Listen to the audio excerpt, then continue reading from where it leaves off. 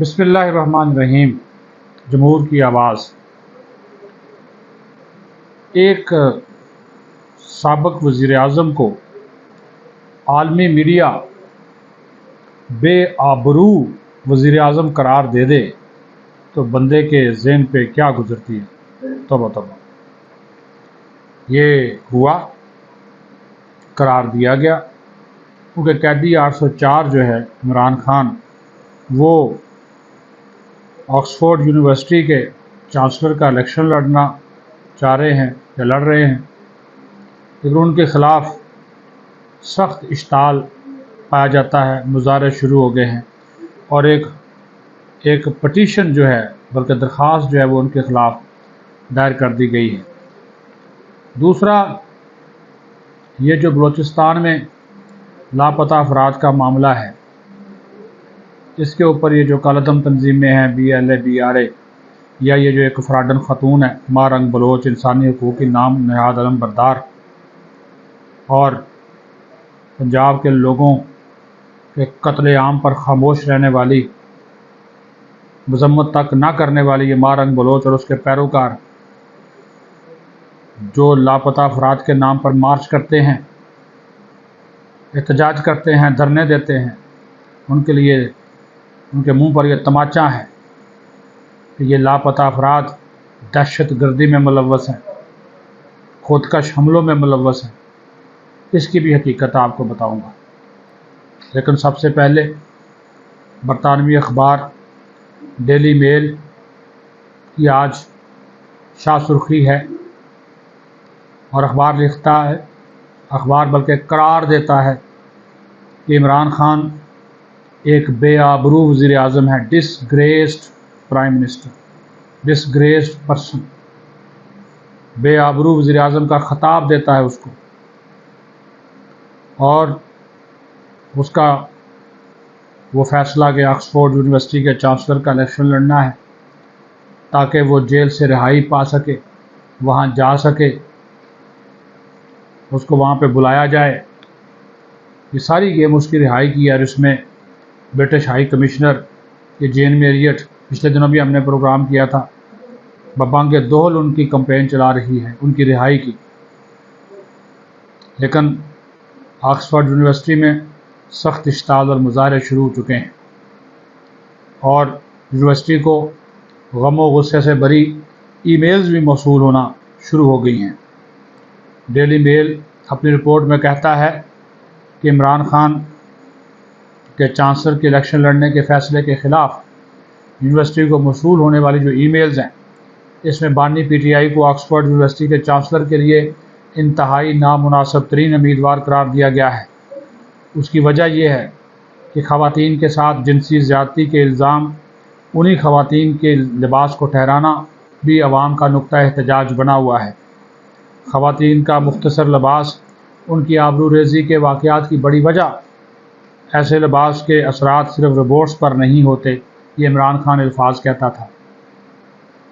اور پھر لوگوں نے عمران خان کا پرانا موقف جو ہے وہ آکسفورڈ یونیورسٹی کے اس حوالے سے یاد کروایا ہے۔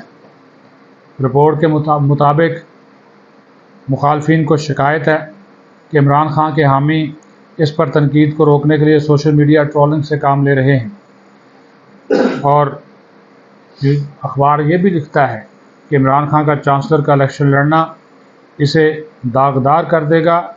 عمران خان دہشت گردوں اور طالبان کا حامی ہے، اور اس نے قومی اسمبلی سے خطاب میں اسامہ بن لادن کو بھی شہید کہا تھا۔ اسی طرح ایک جو ہیں وہ برطانیہ میں پاکستانی ہیں، خرم بٹ، انہوں نے عمران خان کے خلاف ایک پٹیشن جو ہے وہ دائر کی ہے، جس میں انہوں نے کہا کہ بانی PTI مالی کرپشن میں ملوث ہے، بدعنوانی پر توشہ خانہ کیس میں سزا سنائی گئی ہے، وہ چانسلر آکسفورڈ یونیورسٹی جیسی معتبر جو یونیورسٹی ہے اس کے چانسلر بننے کے اہل نہیں ہیں۔ اس نے بدعنوانی کے شواہد بھی وائس چانسلر آفس میں جمع کروائے ہیں، اور القادر ٹرسٹ میں 190 ملین پاؤنڈ کے کیس کی تفصیل سے بھی یونیورسٹی کو آگاہ کر دیا گیا ہے۔ اور اب یہ کہا جا رہا ہے کہ ان قابل تردید شواہد کی روشنی میں امکان ہے کہ انہیں شاید چانسلر بننے کا जो इलेक्शन है वो इलेक्शन लड़ने का मौका ना मिल सके। और ऐसे ख़यालात का भी ज़िक्र किया गया है, जैसे तालिबान की सपोर्ट करना, उन्हें पाकिस्तान में दफ्तर कायम करने की इजाज़त देना और उन्हें अफ़गानिस्तान से पाकिस्तान वापस लाना।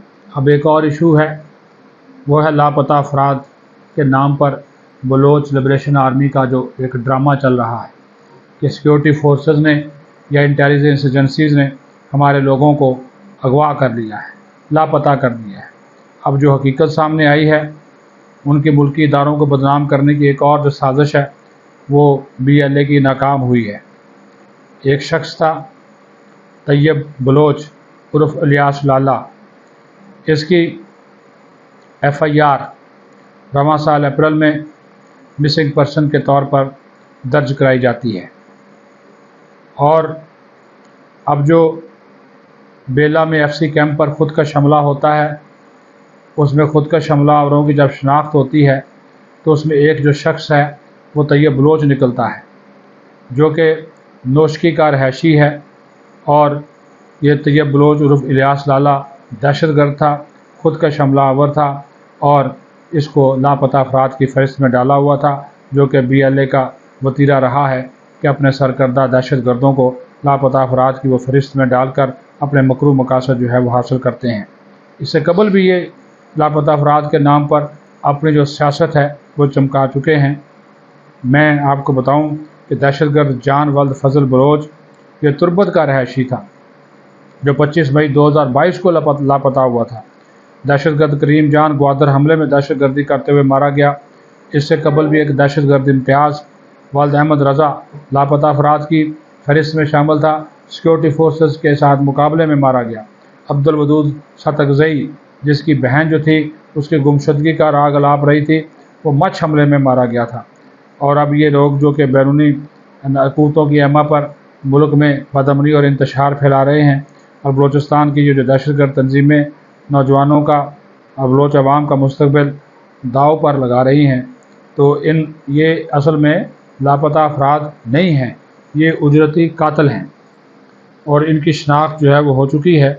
और मिसिंग पर्सन का ड्रामा रचाया जाता है, इल्ज़ाम खुफिया इदारों पर लगाया जाता है और जब ये खुफिया इदारों के साथ इनका मुकाबला होता है, जब ये आमने सामने आते हैं, जब इनकी फिर शनाख्त होती है तो पता चलता है कि फ़लाँ जो है वो दहशतगर्दी के फ़लाँ वाक़े में मुलव्वस था, फ़लाँ वाक़े में मुलव्वस था। तो ये वो असल सूरत हाल है जिसको ये बुनियाद बनाकर ये सारी खेल खेल रही हैं कलअदम तंजीमें, अलहदगी पसंद तंजीमें। आज वज़ीर-ए-आज़म ने एक वहाँ पे बड़ा इजलास भी किया है, उसमें बड़े अहम नौइयत के फ़ैसले भी किए गए हैं। अल्लाह करे कि बलूचिस्तान में अमन आए और वो वहाँ पे जो एक सूबाइयत और लसानियत फैलाने की कोशिश की जा रही है, इन कोशिशों को नाकाम भी बनाया जाए। पाकिस्तान जिंदाबाद।